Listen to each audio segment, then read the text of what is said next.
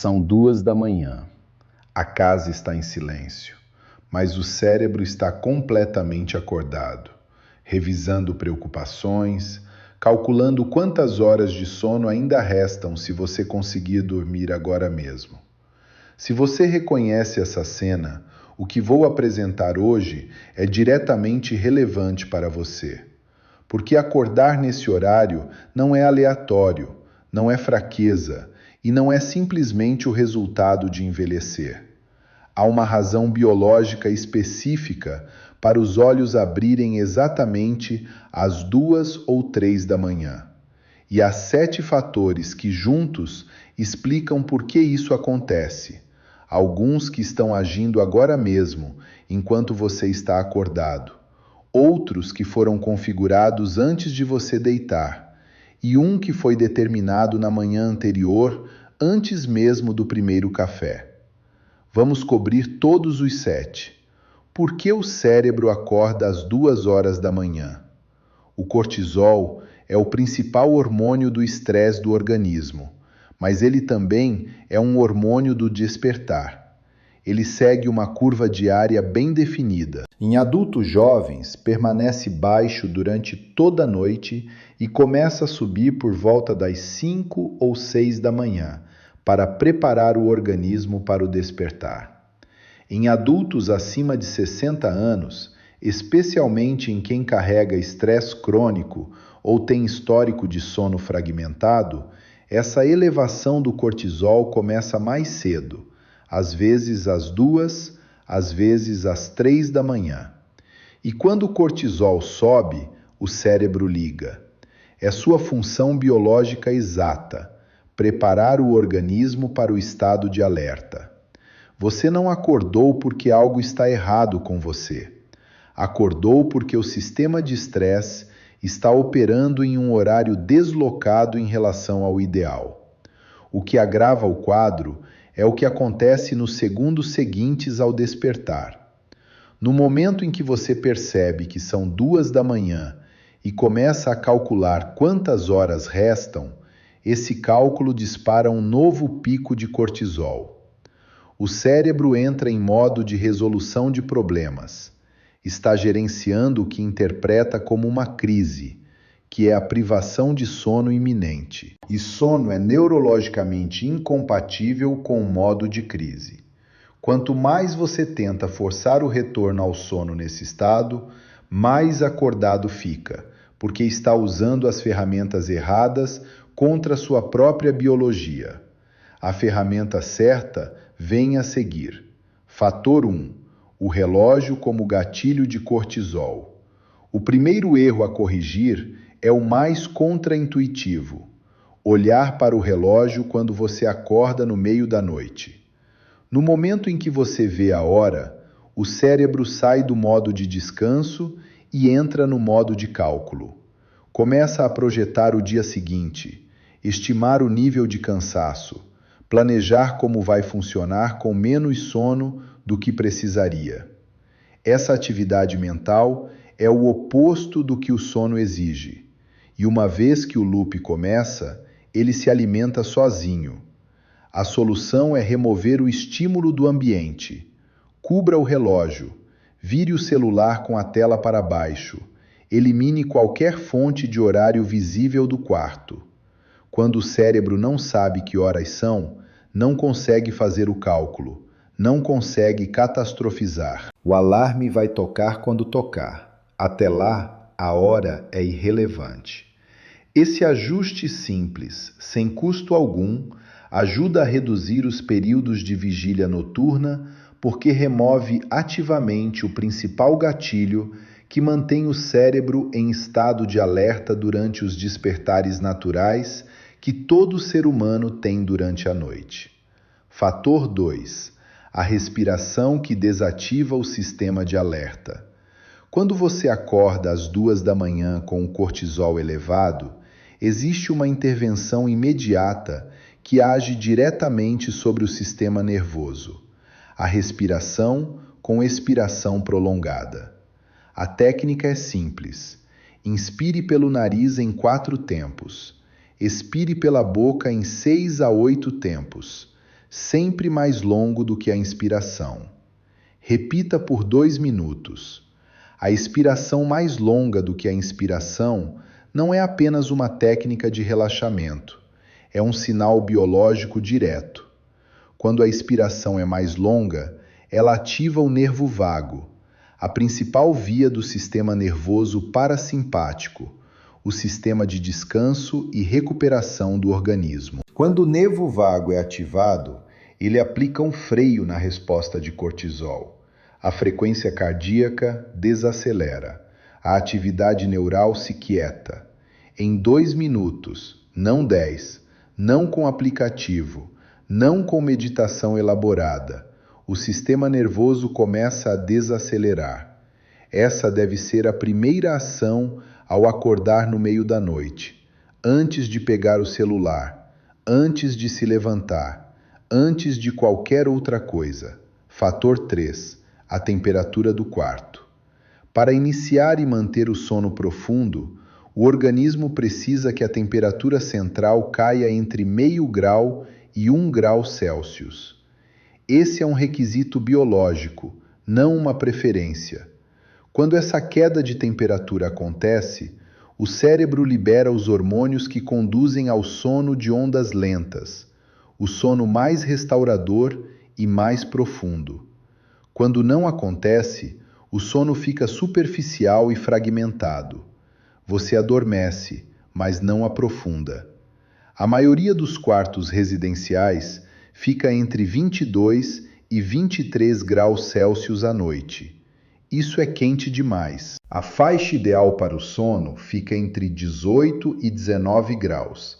A transição deve ser gradual. Reduza 1 grau a cada 2 ou 3 dias, até encontrar a temperatura em que o sono deixa de ser fragmentado.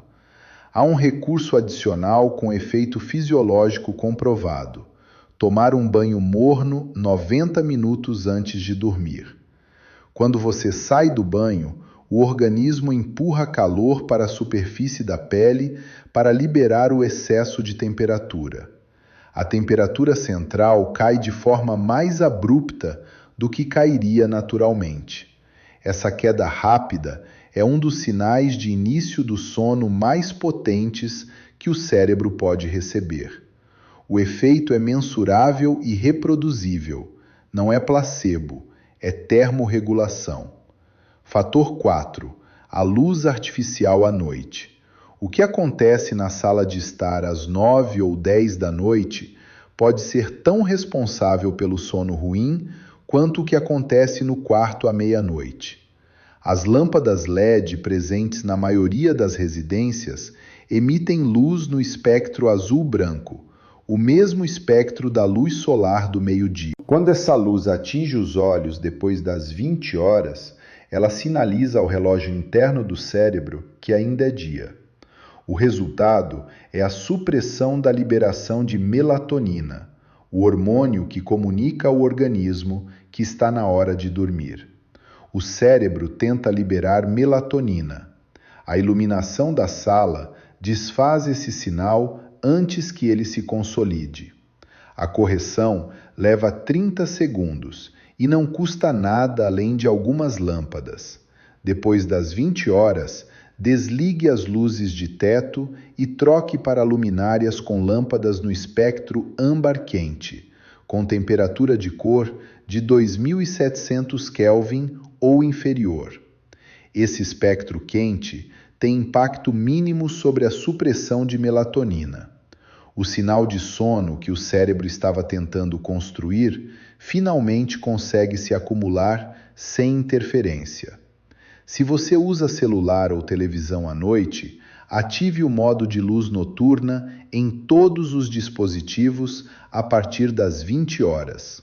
Não elimina completamente o problema, mas reduz significativamente o impacto no ritmo circadiano. Fator 5. A luz natural pela manhã. Parte do motivo pelo qual você não consegue dormir hoje à noite foi determinada pelo que você fez ou deixou de fazer ontem pela manhã. O cérebro tem um relógio interno, localizado no núcleo supraquiasmático. Toda manhã, ele se sincroniza usando um único insumo: luz natural brilhante, atingindo os olhos dentro da primeira hora após o despertar. Quando recebe esse sinal, ele define um timer biológico preciso. 14 a 16 horas depois, ele dispara a liberação de melatonina para aquela noite. Quando você acorda e permanece dentro de casa, em um quarto com iluminação artificial baixa, o relógio não se sincroniza. A liberação de melatonina naquela noite será mais fraca, com um timing impreciso. Você vai se deitar às 11 e não conseguir dormir sem entender por quê, sem perceber que o problema foi criado às 7 da manhã. O detalhe que muda a perspectiva. A intensidade luminosa ao ar livre em uma manhã completamente nublada ainda é 10 a 50 vezes maior do que qualquer iluminação artificial interna. Você não precisa de sol, não precisa de céu limpo, precisa estar do lado de fora. 10 minutos dentro da primeira hora após acordar é a intervenção completa. Se sair não for possível, sentar diretamente diante de uma janela grande, voltada para o sul, ou usar uma lâmpada de fototerapia de 10.000 lux por 20 minutos durante o café da manhã produz efeito semelhante. O detalhe que muda a perspectiva sobre essa prática. A intensidade luminosa ao ar livre em uma manhã completamente nublada ainda é 10 a 50 vezes maior do que qualquer iluminação artificial interna. Você não precisa de sol, não precisa de céu limpo, precisa estar do lado de fora, com os olhos expostos à luz ambiente natural. 10 minutos dentro da primeira hora após acordar é a intervenção completa. Se sair não for possível por mobilidade reduzida ou condições climáticas extremas, sentar diretamente diante de uma janela grande voltada para o sul ou usar uma lâmpada de fototerapia de 10.000 lux por 20 minutos durante o café da manhã produz efeito semelhante ao da exposição externa. 10 minutos de manhã, protegendo 5 a 7 horas à noite, é uma das trocas mais favoráveis documentadas em toda a literatura de medicina do sono. E ao contrário de suplementos ou ajustes no quarto, ela também sincroniza o humor, a disposição e o metabolismo energético do dia inteiro, porque o mesmo relógio que controla o sono controla praticamente todos os outros ritmos biológicos do organismo. Fator 6. 3 recursos nutricionais e comportamentais. Magnésio glicinato. Entre 40% e 60% dos adultos acima de 60 anos não têm ingestão adequada de magnésio. Parte do motivo é que o solo agrícola moderno é significativamente mais pobre em magnésio do que era 30 anos atrás, o que reduz o teor do mineral nos alimentos. Parte do motivo são os medicamentos. Alguns antihipertensivos e medicamentos para refluxo, comumente usados em adultos mais velhos, depletem magnésio como efeito colateral raramente discutido. O magnésio ativa os receptores GABA no cérebro. O GABA é o principal neurotransmissor inibitório do sistema nervoso central, o sinal químico que quieta a atividade neural. Sem magnésio adequado, o cérebro não consegue desacelerar completamente. Os pensamentos acelerados às 3 da manhã, o sono leve e fragmentado, a sensação de nunca atingir descanso profundo. Esses são frequentemente sintomas bioquímicos, não psicológicos. A forma com melhor evidência para o sono é o magnésio glicinato, não o magnésio óxido, na dose de 200 a 400 miligramas, tomado 30 a 60 minutos antes de dormir. Pessoas com doença renal devem consultar o médico antes de suplementar. Suco de cereja azeda. Um ensaio clínico controlado publicado no European Journal of Nutrition ofereceu suco de cereja azeda 2 vezes ao dia por 2 semanas a adultos com insônia crônica. O resultado foi aumento significativo na eficiência do sono e no tempo total dormido, confirmado por elevações mensuráveis nos níveis endógenos de melatonina. Cerejas azedas contêm melatonina natural, triptofano e uma enzima que retarda a degradação do triptofano, permitindo que mais dele seja convertido em melatonina. A dose usada no estudo foi de 240 ml pela manhã e 240 ml 1 hora antes de dormir. Versão sem adição de açúcar. Controle de estímulo.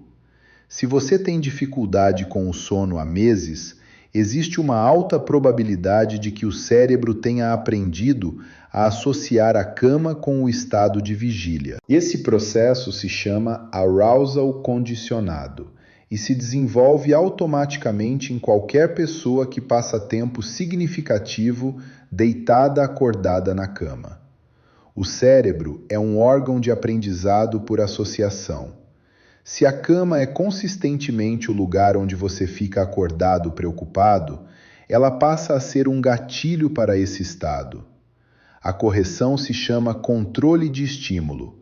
A cama passa a ser usada exclusivamente para dormir, sem celular, sem televisão, sem revisão mental do dia. Se você estiver acordado na cama por mais de 20 minutos, levante-se, vá para outro ambiente. Faça algo calmo com iluminação baixa até sentir sono genuíno. Então, volte para a cama. A primeira semana pode parecer que está piorando o problema.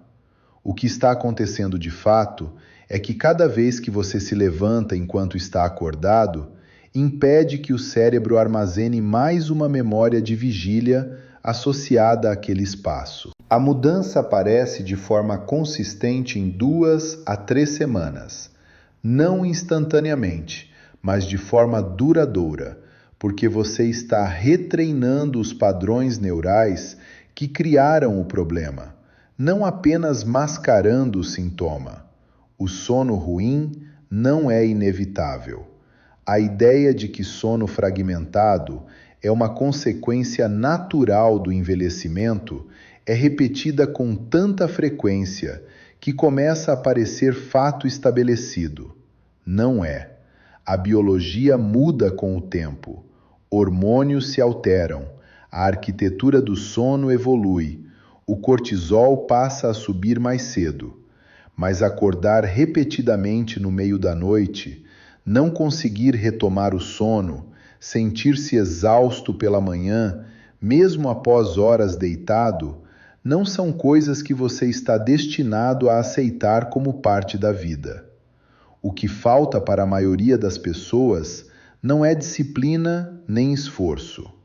É uma explicação clara do que está acontecendo dentro do organismo e quais mudanças específicas, pequenas e práticas, podem começar a corrigir isso. Os 7 fatores apresentados: o cortisol matinal precoce, o relógio como gatilho de alerta, a respiração que ativa o nervo vago, a temperatura do quarto, a iluminação artificial noturna, a luz natural matinal e os recursos nutricionais e comportamentais não exigem medicação, não têm custo significativo e produzem resultados que se sustentam porque tratam os mecanismos subjacentes, não apenas mascaram os sintomas.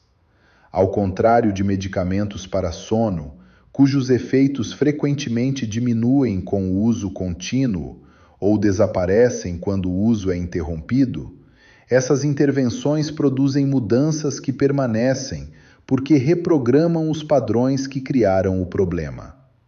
O ponto de partida mais eficaz é selecionar 2 ou 3 fatores e implementá-los simultaneamente.